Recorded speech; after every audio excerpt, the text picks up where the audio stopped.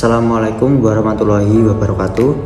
Perkenalkan, nama saya Muhammad Alvin Ridho Utomo, NIM 230611040117, offering PJKR B23. Nama mata kuliah Perkembangan dan Belajar Gerak. Dosen pengampu Dr. Lokananta Teguh Hariguno dan Jihan Novitasari. Di sini saya akan mempresentasikan tentang materi perkembangan anak usia 7 tahun. Sebelum ke materi inti, saya akan menjelaskan tentang definisi umum dari pertumbuhan dan perkembangan. Dimulai yang pertama, yaitu pertumbuhan. Pertumbuhan merupakan bertambahnya ukuran dan jumlah sel serta jaringan interseluler ukuran dan fisik dan tubuh sebagian atau keseluruhan, sehingga dapat diukur dengan satuan panjang atau berat. Ciri-ciri dari pertumbuhan itu sendiri yaitu dalam pertumbuhan akan terjadi perubahan ukuran dalam hal bertambahnya ukuran fisik seperti berat badan, tinggi badan, lingkar kepala, lingkar dada, lingkar lengan, dan lain-lain. Dalam pertumbuhan dapat terjadi perubahan proporsi yang terlihat pada proporsi fisik atau organ manusia yang muncul mulai dari masa konsepsi hingga dewasa.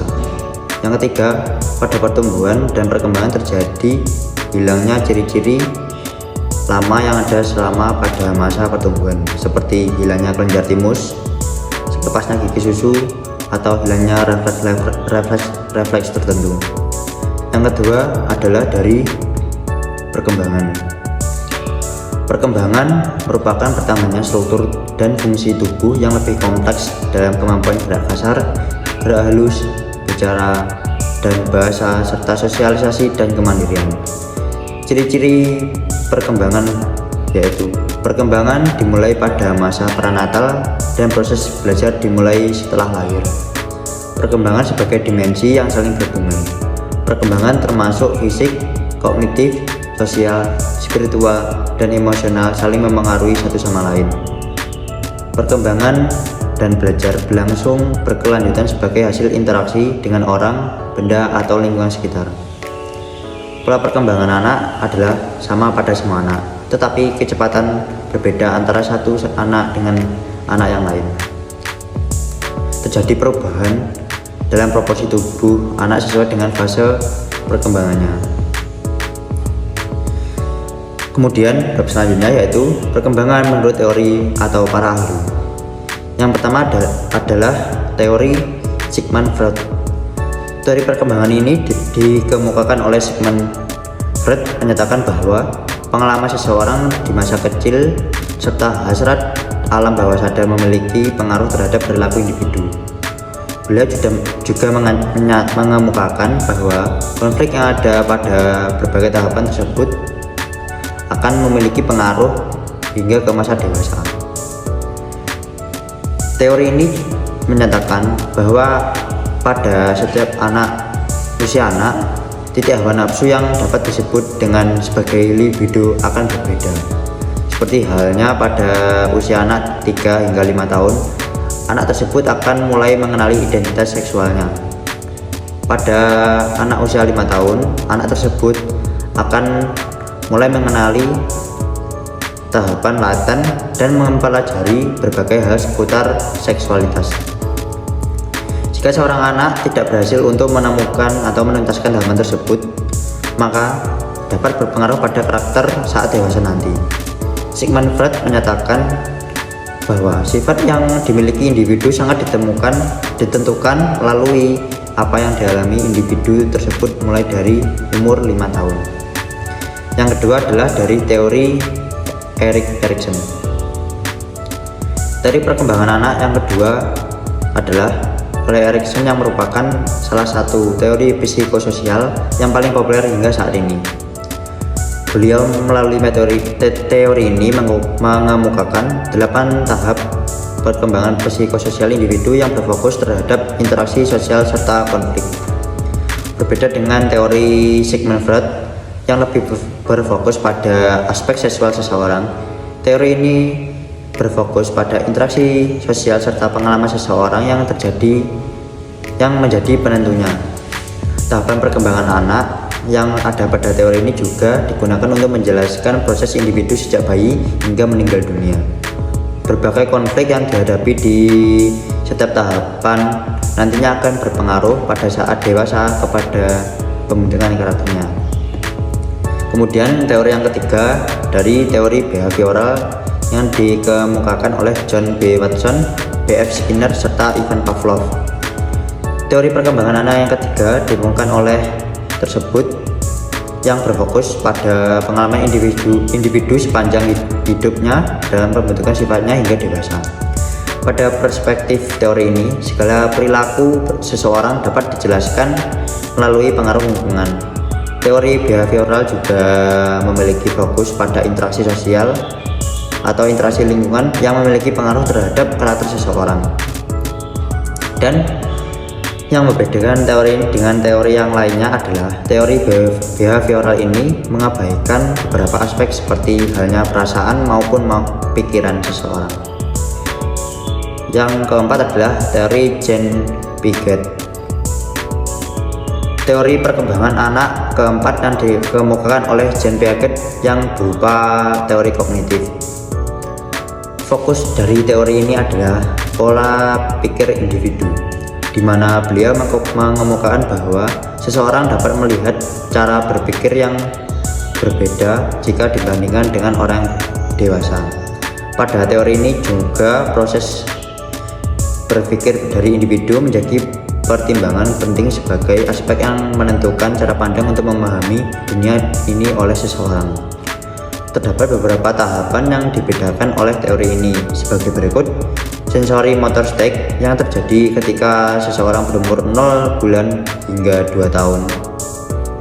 Pada tahapan ini, pengetahuan yang dimiliki anak terbatas pada persepsi sensori serta aktivitas motoriknya. Yang kedua adalah pre-operational stage yang terjadi ketika seorang anak berumur 2 tahun hingga 6 tahun. Pada tahap ini, seorang anak mulai belajar untuk menggunakan bahasa tanpa memahami konsep logika. Yang ketiga adalah concrete operational stage yang terjadi ketika seorang anak berumur 7 hingga 11 tahun. Pada tahapan ini, seorang anak mulai memahami konsep atau cara berpikir logis, namun masih belum memahami konsep abstrak. Yang selanjutnya adalah formal operational stage yang terjadi ketika seorang anak berumur 12 tahun hingga dewasa. Pada tahapan ini, seorang individu sudah memiliki cara berpikir abstrak serta kemampuan berpikir logis, analisis secara deduktif, dan juga perencanaan sistematis. Bab yang selanjutnya adalah tahap perkembangan. Tahap perkembangan dibedakan menjadi 3, yaitu ada kognitif, afektif, dan intelijensi. Yang pertama adalah kognitif. Perkembangan kognitif, anak mengacu pada proses bagaimana anak-anak belajar dan memahami dunia di sekitar mereka. Proses ini mencakup berbagai kemampuan seperti memori dan daya ingat, perhatian dan fokus, pemecahan masalah, berpikir logis, berbahasa, serta kreativitas. Yang kedua ada perkembangan afektif. Perkembangan afektif anak mengacu pada perkembangan emosi dan perasaan anak.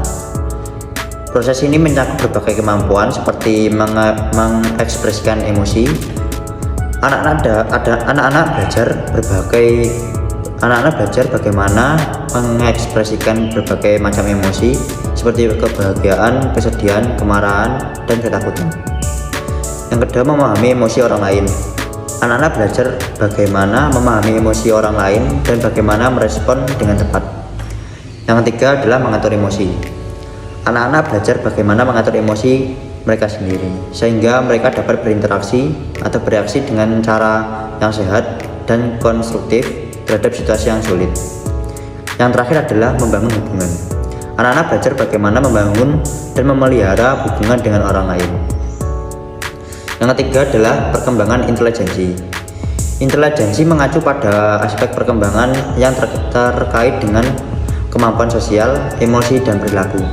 Intelijensi meliputi kemampuan berinteraksi dengan orang lain, mengelola emosi, dan berperilaku secara efektif dalam berbagai situasi. Bab yang selanjutnya adalah contoh perkembangan gerak menurut teori. Yang pertama adalah contoh teori perkembangan motorik Jean Piaget. Yang pertama, tahap sensori motor di umur 0 hingga 2 tahun. Bayi belajar menggerakkan tubuhnya seperti refleks menghisap, menggenggam, menendang. Bayi mulai mengembangkan skema, yaitu representasi mental tentang tindakan dan objek. Contohnya yaitu seperti bayi belajar mainan, memindahkan benda satu tangan ke tangan yang lain, berguling, dan menggenggam tangan atau mengepalkan tangan. Yang kedua adalah tahap praoperasional di umur 2 hingga 7 tahun. Anak-anak prasekolah mulai mengembangkan kemampuan untuk berjalan, berlari, melompat, dan memanjat. Mereka juga mengembangkan koordinasi, kemampuan untuk berjalan, berlari, melompat, dan memanjat. Mereka juga mengembangkan koordinasi tangan mata yang lebih baik, yang memungkinkan mereka untuk menggambar, menulis, dan bermain dengan benda-benda kecil. Contohnya seperti anak-anak belajar mengendarai sepeda, bermain bola, menggambar-gambar yang lebih kompleks. Yang terakhir adalah dari tahap operasional konkret, yaitu di umur 7 hingga 12 tahun. Anak-anak sekolah dasar mengembangkan kemampuan untuk melakukan gerakan yang lebih kompleks seperti melompat tali, bermain basket, menari. Mereka juga mengembangkan koordinasi dan keseimbangan yang lebih baik. Contohnya seperti anak-anak bermain olahraga tim, mengikuti kelas tari, dan melakukan kegiatan sekolah atau kegiatan akrobatik. Kemudian tahap operasional umur 12 tahun ke atas. Remaja dan orang dewasa muda mengembangkan kemampuan untuk melakukan gerakan yang sangat kompleks seperti bermain sepak bola, berenang, dan melakukan seni bela diri. Mereka juga mengembangkan kekuatan, kecepatan, dan daya tahan lebih besar. Contohnya seperti remaja dan orang dewasa mungkin mengikuti kompetisi olahraga, berolahraga secara teratur, dan bergabung dengan tim olahraga. Bab selanjutnya adalah dari tahap belajar gerak. Tahap belajar gerak dibagi menjadi 3, yaitu tahap kognitif, tahap asosiatif, dan tahap otomatisasi. Untuk yang pertama adalah dari tahap kognitif. Tahap kognitif merupakan tahap dalam belajar gerak keterampilan. Tahap ini disebut tahap kognitif karena perkembangan yang menonjol terjadi pada diri mereka adalah anak menjadi tahu tentang gerakan yang dipelajari, sedangkan penguasaan geraknya sendiri masih belum baik karena masih dalam taraf mencoba-coba gerakan. Pada tahap ini, proses belajar diawali dengan aktif berpikir tentang gerakan yang dipelajari dari informasi yang bersifat visual dan verbal. Yang kedua ada tahap asosiatif. Tahap asosiatif disebut juga tahap menengah. Tahap ini ditandai dengan tingkat penguasaan gerakan di mana anak sudah mampu melakukan gerakan-gerakan dalam berbentuk rangkaian tersendat-sendat pelaksanaannya. Dengan tetap mempraktekkan berulang-ulang, pelaksanaan gerakan semakin efisien, lancar, dan sesuai dengan keinginannya, dan kesalahan gerakan semakin berkurang. Pada tahap asosiatif ini, merangkai bagian-bagian gerakan menjadi rangkaian Setelah gerakan bisa dilakukan dengan baik, maka anak akan bisa dikatakan memasuki tahap belajar yang disebut tahap otomatisasi. Tahap yang selanjutnya adalah tahap otomatisasi atau tahap yang terakhir. Tahap otomatisasi ini bisa dikatakan sebagai tahap akhir dalam belajar gerak. Tahap ini ditandai dengan tingkat penguasaan gerakan di mana anak mampu melakukan keterampilan secara sistematis atau otomatis. Pada tahap ini dikatakan sebagai tahap otomatisasi karena anak mampu melakukan gerakan keterampilan tanpa terpengaruh, walaupun pada saat melakukan gerakan itu anak harus memperhatikan hal-hal selain gerakan yang dilakukannya itu sendiri. Untuk mencapai tahap otomatisasi diperlukan praktek yang berulang-ulang secara teratur. Setelah dicapai tahap otomatisasi, kelancaran dan kebenaran gerakan masih ditingkatkan maupun peningkatannya tidak lagi secepat pada tahap belajar sebelumnya. Pada tahap ini di mana gerakan sudah menjadi otomatis, Untuk mengubah bentuk gerakan cukup sulit, untuk mengubahnya perlu ketekunan. Bab yang selanjutnya adalah dari contoh gerak dasar anak usia 7 tahun. Pada usia 7 tahun, anak-anak mengalami perkembangan pesat dalam kemampuan motoriknya. Mereka sudah mulai mampu melakukan berbagai gerakan kompleks dengan koordinasi, keseimbangan, dan yang lebih baik. Berikut adalah contoh-contoh gerak dasar yang umumnya dilakukan oleh anak usia 7 tahun. Yaitu ada gerak dasar lokomotor. Yaitu yang pertama ada berjalan. Anak sudah mampu berjalan dengan stabil dan seimbang, dengan langkah kaki yang lebih panjang dan tempo yang lebih tepat atau lebih cepat.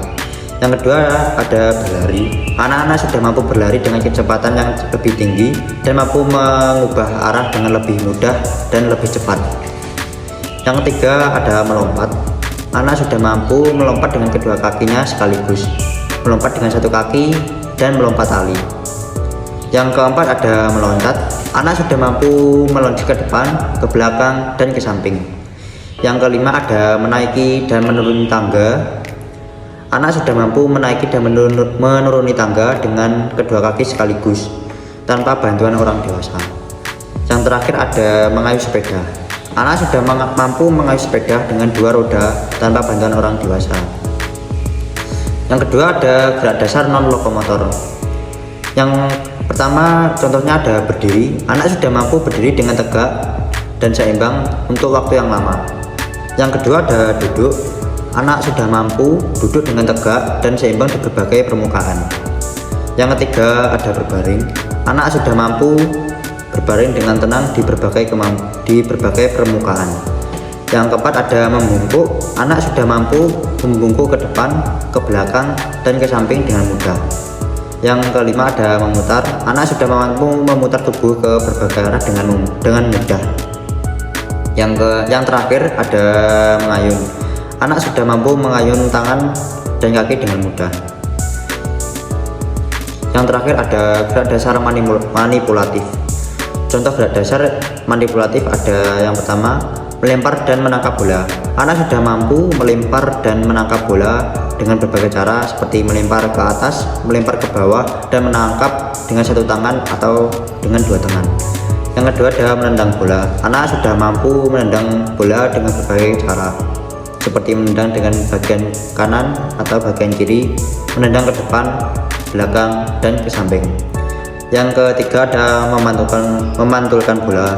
Anak sudah mampu memantulkan bola dengan berbagai cara seperti memantulkan bola dengan tangan atau dengan kaki.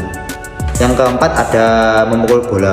Anak sudah mampu memukul bola dengan berbagai cara seperti memukul bola dengan raket seperti pada olahraga baseball.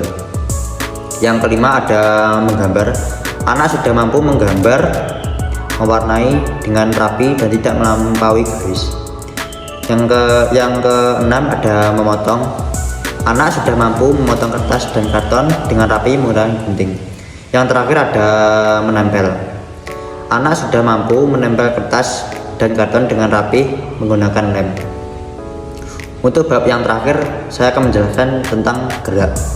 Gerak dibagi menjadi dua, yaitu gerak motorik halus dan motorik kasar. Untuk yang pertama dari motorik halus. Motorik halus, keterampilan motorik halus lebih pada gerakan otot-otot kecil yang biasanya melibatkan gerakan tangan ataupun jari. Contoh dari gerakan motorik halus yaitu saat anak mengambil finger foot dengan telunjuk dan ibu jari.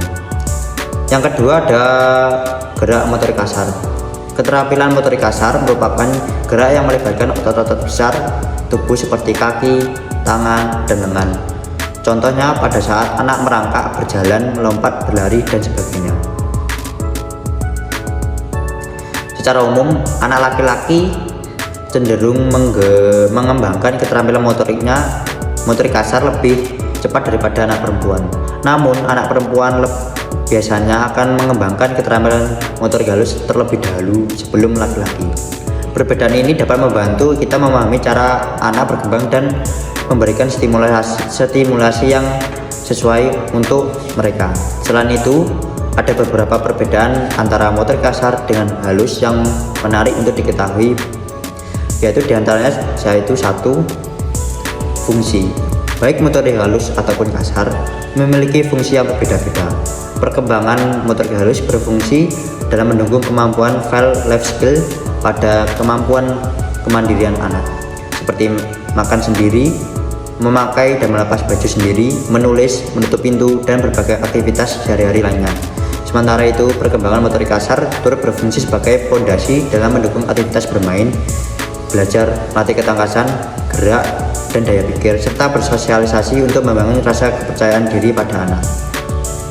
Yang kedua, ada tahapan perkembangan motorik. Perkembangan motorik halus dan kasar dipengaruhi oleh usia anak. Maka satu perbedaan motorik halus dan kasar berikutnya dilihat dari perkembangan tahapannya. Yang ketiga, ada cara stimulasi. Perkembangan motorik halus dan kasar dilihat dari cara stimulasinya. Jika ingin fokus mengasah keterampilan motorik halus dan anak, kita bisa mengajak anak bermain di taman seperti menyusun balok bersama. Permainan tersebut berfungsi untuk mengasah kekuatan dan kemampuan jari jemarinya dalam menyusun balok. Sebaliknya, cara stimulasi kemampuan motorik kasar bisa dimulai dengan membiasakan anak aktif bergerak, misal menyuruh anak berjalan dan mengambil beberapa mainan di meja maupun di kotak bermain. Bahkan kita bisa mengajak anak ke taman bermain agar lebih aktif bergerak sekaligus melatih kekuatan ototnya. Untuk bab yang selanjutnya adalah contoh video pergerakan motorik halus dan kasar.